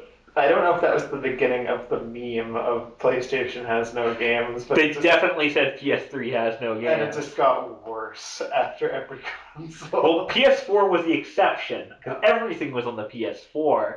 But then, like, they dropped the ball, and the PS5's like, so. We're back to exclusives, and we don't have any. Yeah. Yeah, it's nice to have a Blu-ray player though. So that's one thing the PS2 was good for was being a DVD player before we had one. Yeah, and then again with the Blu-ray with the older other. Yeah, the PS3 was one of the first Blu-ray players, but not quite as effective. I even remember that we had a Blu-ray player at the house, and it wasn't as good as the PlayStation 3. Yeah. Like there were certain things it couldn't even play. Like I remember we tried playing Up on it, and it just like was just this loading screen, and it just never fucking played. Yeah, I remember that. But you think playing, like it can't play it. It's a fucking video. I mean, it can't play it. Ridiculous. okay, but now let's take a sidestep and talk about portable stuff. So as I said in a previous conversation, I believe we got a Game Boy Color with Pokemon Silver. yeah, I think that's basically the only game we had for it. But again, if you could only have one game, that was a good game to have. Yeah, later I got Pokemon Red. And then played some of that. But we didn't have a second Game Boy to use a link cable with. Yeah, to trade. But after that, we got a Game Boy Advance with, again, the Yoshi's Island game. Yeah, that was. I played a whole bunch of that. God, that was an awesome birthday present. Did you have any other games for the Advance? Like I got a copy of Pokemon Ruby. Oh, okay. I played that a bit, and I think there may have been one other game, but I can't really remember. And again, Some Wario game? No, nothing Wario related. Oh, okay. We borrowed Advance Wars a couple times. Oh, I think. right. Right, yes, that would have been the major thing. I like the soundtrack for that. But an odd exception to all this is we never played the Game Boy Advance Fire Emblem games. Yeah, even though they were quite popular. It's just, like, I feel like the games for the Advanced were still very expensive, and, like, again, it wasn't nearly as shareable. Mm-hmm. So there wasn't as much of an appeal to get them as it was to get more games for the bigger consoles we had. Yeah. Now, this is something that I was distinctly not involved in, but I do believe you had a DS, Sean. Yes, I did, yeah. The stylus. Yeah, and I remember I played a lot of that on my trip to Seattle. Again, there was the awesome thing about the DS was the fact that people could transmit a game, and you only needed the one copy. Like they could transmit it to like a bunch of people, and we played the shit out of Tetris. And I remember the guy who had the game was the best at it. And like you had this like duel between like 12 people, and I don't know if you've played competitive Tetris before. No. But when you get like a clear, like and it dumps, you get to dump random blocks on other people. Oh. And so like and it would have like a rolling selector of who you dump it on. And I just remember is he learned early to like play bad to begin with because like he needed to make sure that because like people would gang up on him because they knew he was the best. Right. And so he would lose because everyone every time they'd get a killer would just dump it on him and just like nonstop, never get even a chance. And so like again I just he would even once he learned once we got better like he would still win a lot of them, but Yeah, that was pretty dope. And I think that was really one of the only games that I ever really played with someone on the share mode. But Could you share other games? oh yeah, there was tons of games that you could. I just can't remember what they were. I think there was a Mario Kart version for the DS. I think someone shared that with me once when we were on a trip somewhere. But even still, and I do remember it wasn't super popular, but like it was before I had a cell phone, and there was because you remember in Smash Bros. There was the style like the. Do you remember? Which? Oh, sorry. There was like a The chat stage. the chat stage, the DS. Oh, right. It had like lines. Yeah. Again, that was another thing you could do wirelessly. Picto chat. That's what it was called. Yeah. And yeah, I remember doing that a lot with other students in school. Teachers caught wise and they started looking out for it. Yeah. And after that, we had 3DSs. And I played that a bit. Like it was very nifty. Didn't keep with it for terribly long. Yeah, it was more like there was more Novel. for it. Yeah, more novel. Well, let's see. We had a couple 3DS games. We had Pokemon XY. We had, well, you like that Brain Age game. Yeah, Brain Wage. Oh yeah. It wasn't actually called I still Brain have Wage. that. I touch on it every now and again. I think I was the one that got that. I think so. And then Liam just played a lot of it. Particularly the Dr. Mario stuff. Mhm. And there was Tamagotchi Life, and then Utopia that I played. Oh boy. I don't know if I had a 3DS myself, but I think I just. Oh, okay. I just sort of kind of inherited it. Oh, right. Yeah, I can't think of much else with the portable games. There was this zombie game that I had for the DS. the DS, and Kevin liked that one a lot too. I think he was actually able to beat it when we were on a road trip, and I had never actually managed to beat it. It was pretty tough after a certain point. It was pretty cheesy, but I liked it. Yeah. I think the Switch is pretty great for being portable. Yeah, it's both worlds sort of situation. Both. Portable and sit down console. Because of the dock. How do you like the Switch 2, Neil? I mean, I don't use it in this portable function as much as it ought to be used. I mean, I like it from an aesthetic standpoint. Battery life could be better, but overall, I'm pleased with its capabilities. But going on to the Switch One, let's see. I'm trying to think of when I got it and sort of what my main incentive for getting it was, because I basically had someone from work who had gotten one was basically extolling its virtues. I'm like, all right. So I ended up getting it. Oh yeah, I believe just to go back to Wii U for just a moment. Also forgetting Mario Kart. Once again, we had Mario Kart 8 for the Wii U, but we bought it again for the Switch because everyone did that. Yeah. I think it was bundled with it at one point, but I think they probably sold millions and millions and millions of copies of Mario Kart 8. But anyhow, we definitely had that for the Switch as well. So we got, I think one of the reasons I got it was Breath of the Wild. Because I go, that looks pretty good, and it was pretty good. So That's the only reason I got mine. So sorry. So then I got, Mario Odyssey. It's like, wow, that is pretty good. We never really got Mario Galaxy. No, because we never that's one thing we just distinctly avoided in the Wii. And well, I think you got Twilight Princess either for the GameCube or the Wii afterwards at some point. Yeah, and I didn't really play it. Yeah. I don't remember it. Like I already told you about the situation with getting my Switch. But I remember Neil, again, because he wanted, I think it was my birthday, and he wanted to get me a gift. And so you're just like, oh, get you Breath of the Wild. And then they didn't have any copies. And you're like, oh, okay. Oh, you Rabbids. And I was like, what? Yeah, right. Well, it was on sale, but it was actually a pretty good game. It was decent, but I was just like, this is basically just Mario XCOM. It's like, yep. Wow. Like the absurd concept for games. Like, so you got these Mario characters, and you got these secondary again Ubisoft Rayman characters, characters. and then you decide that the best medium to put them is a tactical shooter game.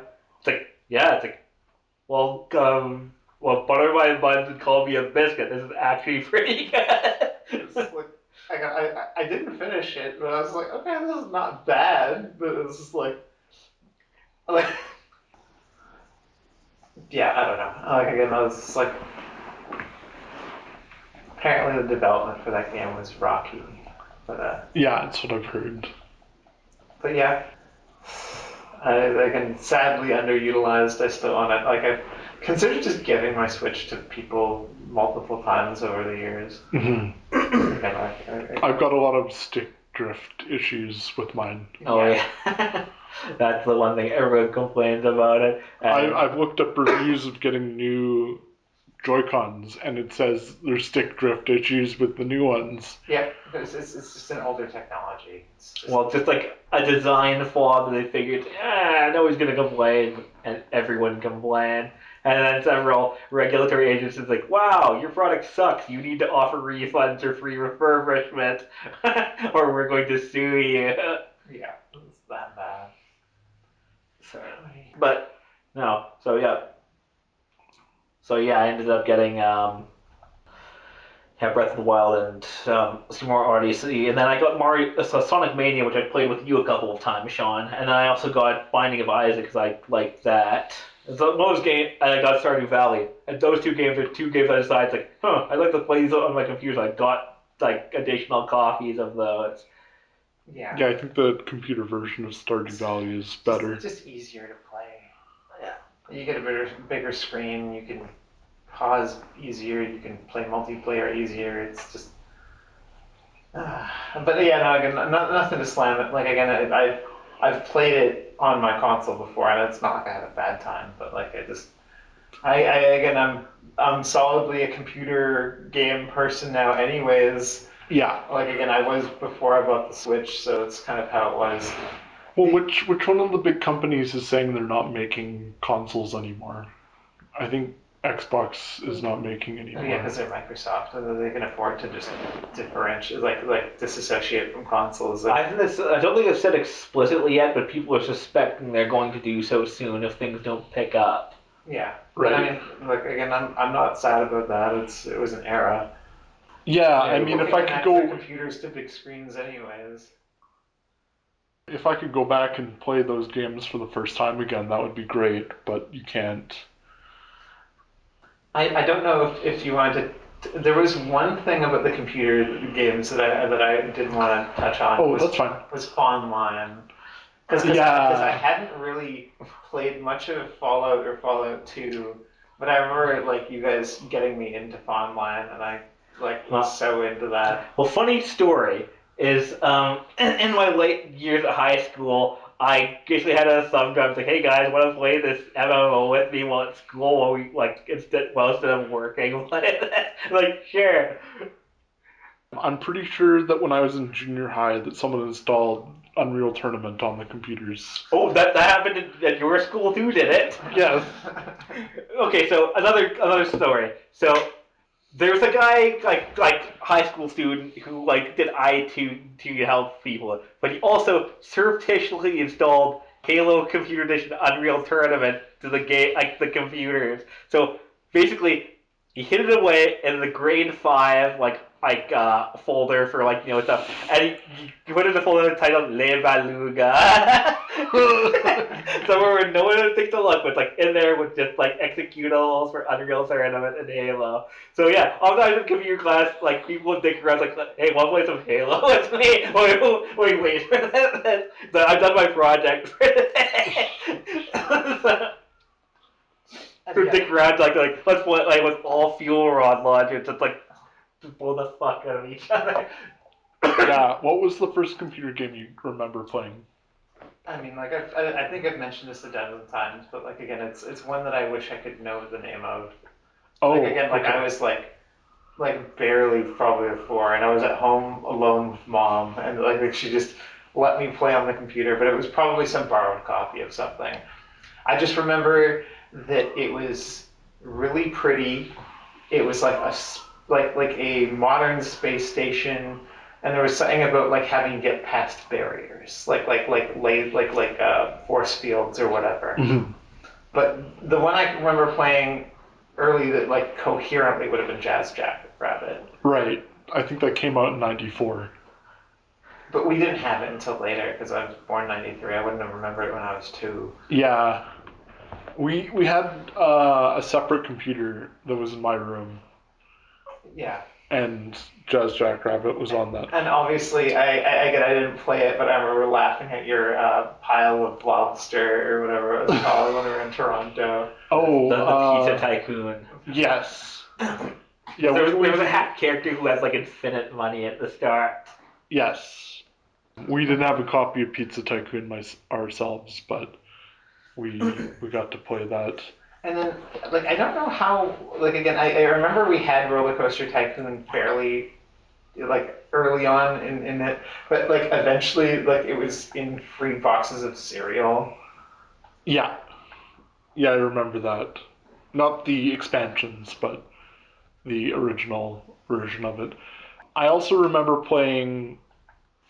I don't remember what model of computer it was, but it was from the '80s. It was like an old Mac, and playing games with diskettes. Well, there were a couple of things that like in school, like where they had like the Oregon Trail. Yeah, and that came on a diskette, like one of those big discs that they don't make and haven't made for Yeah. 40 years. Yeah, the actual floppies. Yeah. Alright, the games specifically computer that I can remember. Alright, so as I mentioned before, that was that hexagon game was like Chinese checkers. Hmm. That no, that was something I remember seeing when I was playing. There was a thing involving like dwarves and like mining that I can't really remember well. It wouldn't have been Dwarf Fortress, would it? No, Dwarf but Fortress was came out much way later. later. It was also my train's fault, but we played some of the Duke Nukem. Duke Nukem and I think one of the Commander Keen games. Yes. There's a couple of Apogee games that And we we had had. a demo of, what was that worm? Jeez, sorry, like, again, it's like the space worm dude. Earthworm Jim. Yeah, Yeah. we had like a demo of that, right? Yes. We had a demo disc that was given to us by Martin Luma, and that I don't remember what was on that, but yeah, we had a whole bunch of games for the computer. Fault 1 and 2 at some point. Hexen was a big one. Yeah. And then we one of the first things we got like a sequence of we liked Hexen 1, so let's get Hexen 2. Yeah, I still listen to the soundtrack of Hexen 2. Both the games have pretty good soundtracks. Lords 2. I also We- listened to the soundtrack of that. We had the shareware version of that Right. because it only had like the one map, and you And we- only had and access like half the units. Yeah, and it was in Toronto that we played the full version of that. Yeah. Caesar 2 was a game that we had the full version of. Yeah. I would like to say that I wasn't very good at that game, but it was still interesting. How early did you guys get into Tropico? Oh, that was the mid 2000s, I think. Because that came with like a two-pack game with Stronghold and Tropico, both games we liked a fair bit. But once again, I was rubbish at both of those games. Yeah. I don't remember beating Tropico. Yeah, I remember I liked the aesthetic of Tropico, but I tried it once and I was like, I gotta fucking get my head around I this. think there's number 4 out now. Shit, okay, yeah. They continued making that series. And continued to sell, so that's what they did. Yeah, Tropical Paradise on different types of islands, whether it's like American backed or Soviet backed. Yeah, computer gaming just advanced in such a way that you can still play a lot of the old games. Yeah. Yeah, like, again, you never really lose access. Again, DOS kind of fell off the wayside. DOS games. Okay, yeah. Well, I mean, that was before my gaming time, anyway. So. Yeah, but everything that was Windows based is still available for the most part. Yeah. But not sure what was my main reason for doing so, but I remember getting the orange box so I could play Team Fortress 2 after. I'm not sure if I played it with a friend or saw it somewhere, but I'm like, that looks fun. Yeah, Team Fortress 2 is quite good. And a lot of games copied its style. Team Fortress 1 I didn't really play, but it was not as stylized. Well, it was way before Team Fortress 2. Yeah. Remember the oft-quoted adage, after over 9 years in development, hopefully it will have been worth the wait. Mm-hmm. I think it was. Was that gay Ben? Yes. Is he still around? Yes, he is. That's good. It's like the George Lucas of Valve. Yeah. He's probably a lot of people's favorite billionaire because he doesn't fuck with a good thing. It actually says are you gonna take Valve public? It's like, why the fuck would I take my company public? No, that would ruin it. Yeah. People would pull it in all sorts of directions. Yeah. It would start monetizing the shit out of everything. You'll complain about it enough as it is. If I were to go public, it would be shitified to such an extent that it would be basically unusable. Yeah. These days, everything's trying to commodify your every second. You'd probably see the most obnoxious ads on Steam if it went public. Yeah. Either way, but if people say, "Oh, he's not getting any younger," it's like, well, just enjoy it while it lasts, I suppose. And then the game we've been playing for the last 2 years, PUBG, has been around forever. Well, funny that they recently announced their 10-year anniversary. It was it was released in early access at full price. When did it go free to play? 6 years ago? 4 years ago?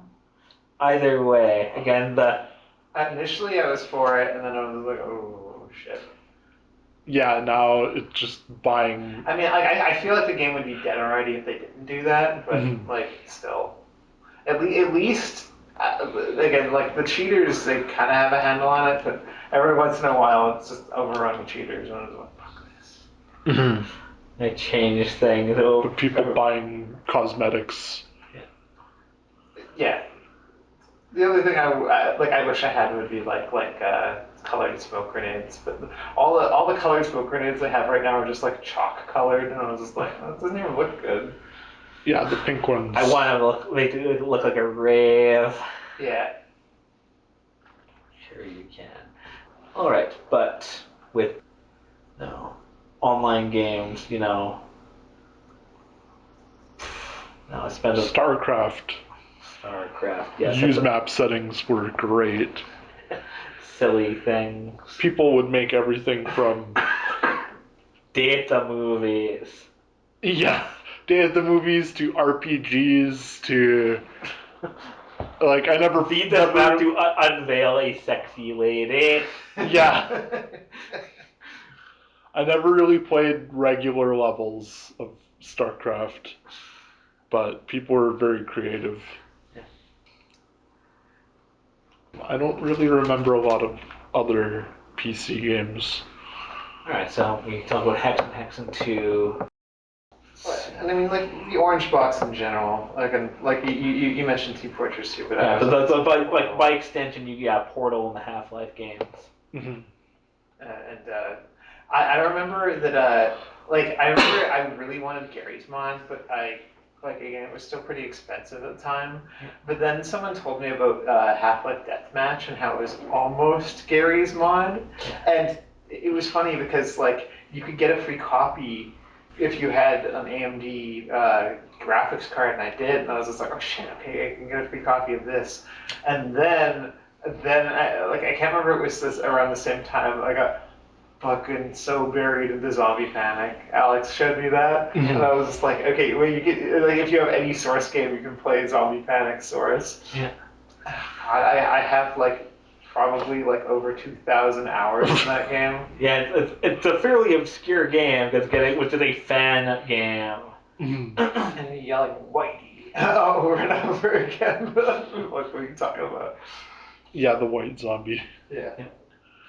I remember one time you had the Magnum and you got like 3 hits in a row and people accused you of hacking. It's like, no, I just lined up my shot. No, I just kind of got lucky, and I remember I had like a new mouse, so I was really happy with that. But talking about like free packing, there's also the free space demo we got with the joystick. Yeah, Dan Wentz did the soundtrack. Indeed, he did. Same as Red Faction. Yeah, because it was a Volition game. But yeah, Free Space, getting the full version of that was pretty awesome. Yeah. I remember playing several. I played Free Space 1, a few custom campaigns. One in particular, like there were some joke ones where it's like withdraw it. Colossus like, no, we will stay to the very end. Yeah. I just remember the controls for it were not very good.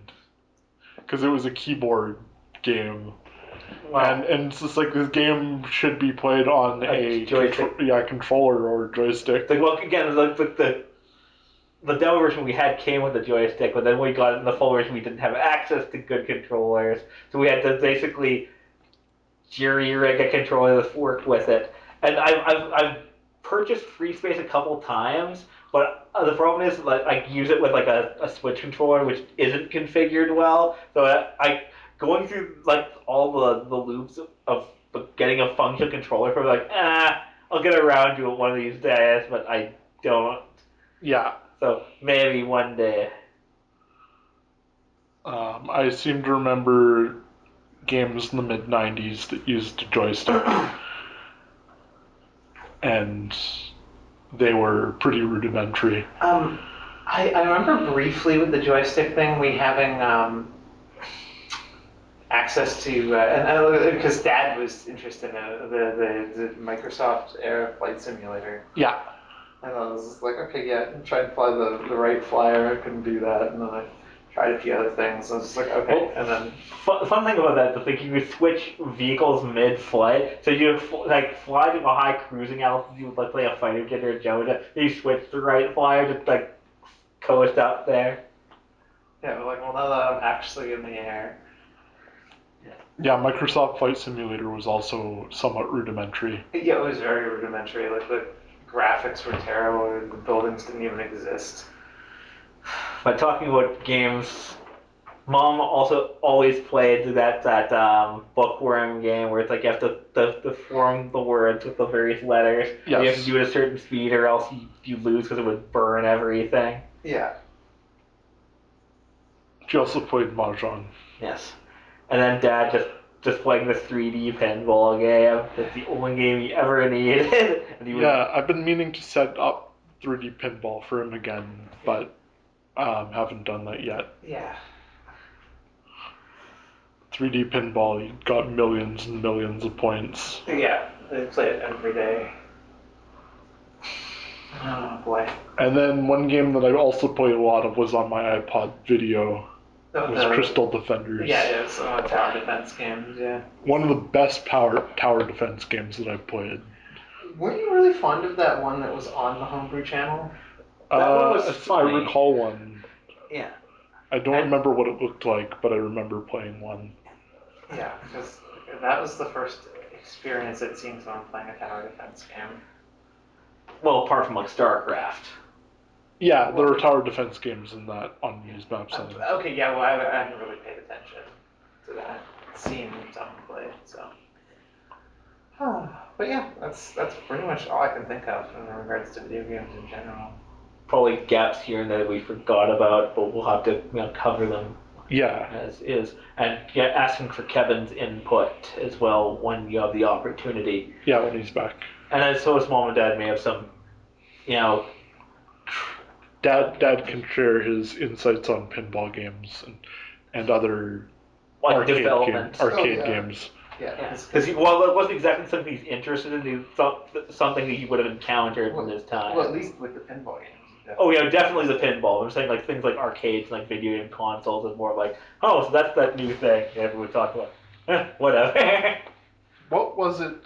Oh. The video game place. Palladium. Yeah, Palladium. Yeah, they don't have things like that anymore. Well, Really. in certain places, yes, but I no. mean, like none of those like retro arcade bars, but yeah, nothing quite like that. I guess you could call. I guess that's one thing that we haven't touched on yet. Is I'm sorry, I don't know if you. Oh, that's fine. Recording is going to the VR cafe. Mm-hmm. That was a while back, and I guess I haven't touched on having that. I only really use it sporadically to play on VR chat. I totally should get into that way more. And I should say at this point, guys, if ever you guys wanted to try out my headset, I was a little cagey at first because it was so expensive, but I've definitely got my money's worth out of it. The only thing for you, Neil, is your glasses would probably fit inside it. But I could probably manage without my glasses for a time as well. I mean, again, you're already dealing with something that gives you big eye strain from the get-go. Like, you get used to it, but the first time I wouldn't try it without your glasses. You'd probably last maybe 15 minutes, and you'd be like, my head's What kind of games are there for the headset? So Super Hot is something I actually have, but I haven't played. That's the game where time only moves when you move, and it's pixelated, right? It's like a little bit like Mirror's Edge. Low poly, but like really pretty. It's very similar to the aesthetics of like Mirror's Edge, Mm-hmm. which is like pop colors, like minimalism. Yeah, basically you have again like whites, grays, and reds. Yeah, but yeah, the mechanic in that is that time doesn't move if you don't. Okay. And so, like again, you can be like, okay, what am I gonna do? Okay, bam, bam. Dodge left, pick up the gun, shoot it, throw it.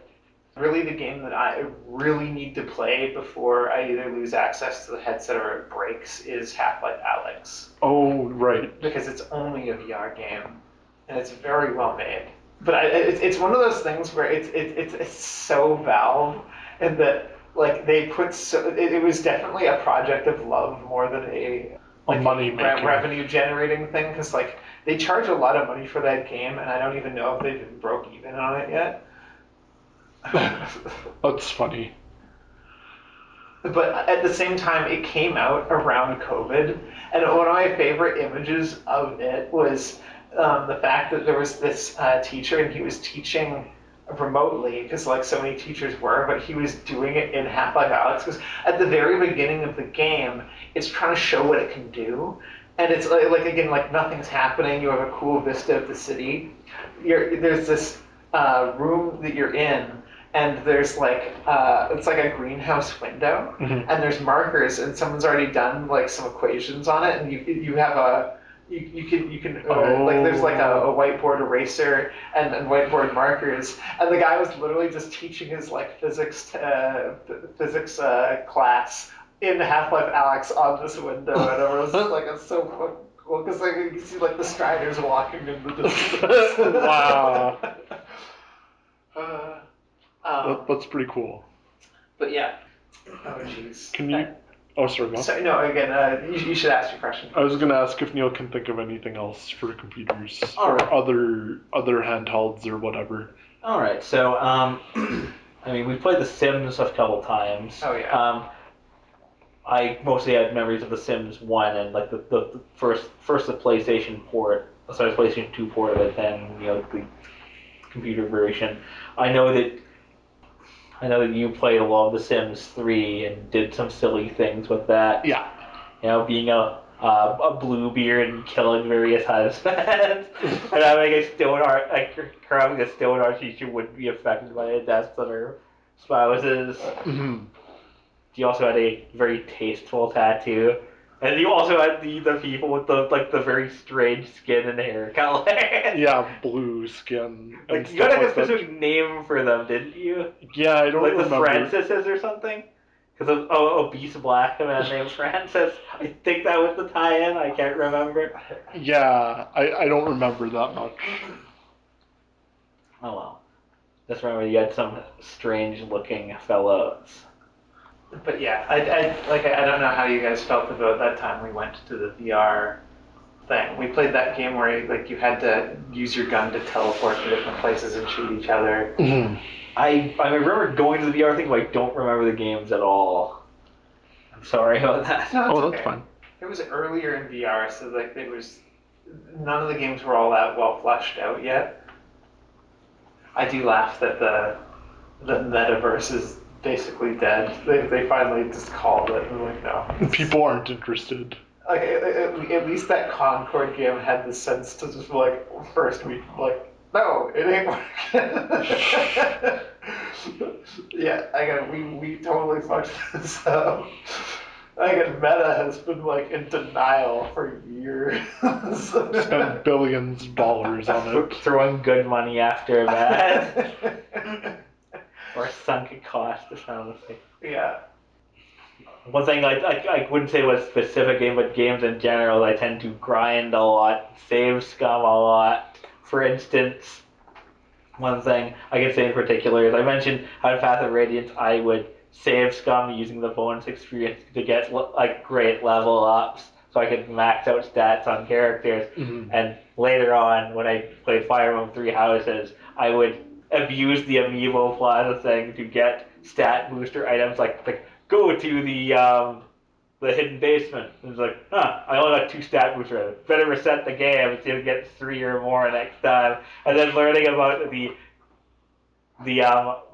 infinite months glitch, because Fire Emblem Three Houses works on a calendar. Mm-hmm. So at the end of the month, you have to do a mission. But if you abuse the pause function of the calendar, you can select a day past the mission date, and the month will wrap around to the beginning. So you can basically redo the month over and over again. And like infinite training sessions, so you can level up a character skill to the top level without any real investment. Or just go on infinite excursions and bonus missions, get infinite experience. But in particular, you could go into the base and get even more stat boosts. I think I did like 20 months in a row. Wow. Because basically, I'd beaten the game like 5 times already. I did the new game plus and used like the special experience to, well, one of the things you could do is you could buy skills for the characters. So you can make them really strong early on. In particular, maybe I could look up the screenshot if I went in here. So I just have to scroll like way back. It's taken hundreds and hundreds of photos of you. Yeah, I bet like 2,200 or more from Tomodachi. Oh my god. But whatever. We'll get there eventually. But yeah, I'm making really strong characters. But basically, I was playing on the hardest difficulty and wanted to cheese as much as possible using the glitched Biscum item, which would allow you to like attack from across the map.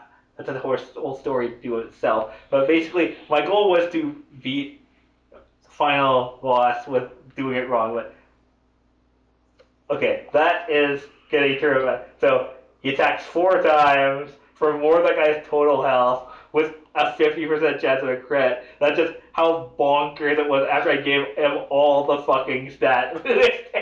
Yeah. At the end of the game, it's like, wow, I've got like 20 of these. So I get to max out as many of your stats as possible. I think that's what that picture means. I'm pretty sure that's me after giving him all the stats. Yeah, and then you got 100 gil for the prize money. Yeah. Which is probably nothing to you. I remember Neil, you coaching me on like grinding to the point of absurdity. Was when I played Final Fantasy Tactics. And you tell me, okay, this like you're giving me this basic things for like, okay, if you go to that, the plot will progress. So you just gotta grind here. Liam here, quick addendum. The recording actually ended just a few minutes after when it ends on the video here. Thank you for listening. It was fun to talk with my brothers about video games.